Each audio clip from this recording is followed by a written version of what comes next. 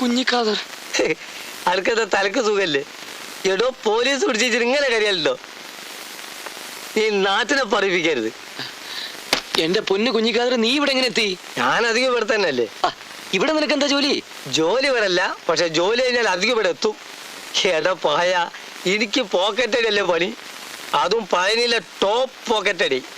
ഇതൊരു guest house, ചിന്ന വീട്.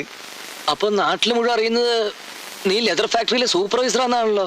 അതെ, സൂപ്പർവൈസർ തന്നെ. ഈ പേഴ്സ് ഒക്കെ ഉണ്ടാക്കണ എന്തുകൊണ്ടാ? ലെതർ കൊണ്ടല്ലേ. അത് ഓരോരുത്തരുടെ പോക്കറ്റ് കിടക്കും, ഞാൻ അതൊക്കെ എടുത്തൊന്ന് സൂപ്പർവൈസ് ചെയ്യും. നാട്ടിൽ നിന്ന് കുറ്റിയും പൊരിച്ച് പോകുന്നതാണല്ലോ എന്നെ അന്വേഷിച്ച്.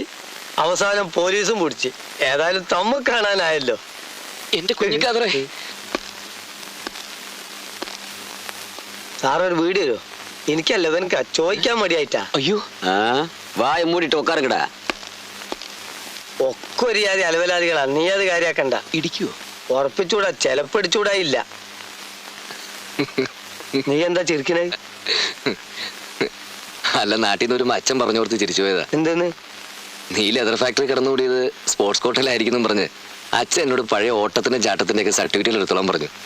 ഞാനതൊക്കെ എടുത്തിട്ടുണ്ട്. എൻ്റെ അച്ഛൻ പറഞ്ഞത് തെറ്റൊന്നല്ല. ഇന്റെ പണിക്ക് അത്യാവശ്യം സ്പോർട്സ് ഒക്കെ വേണം.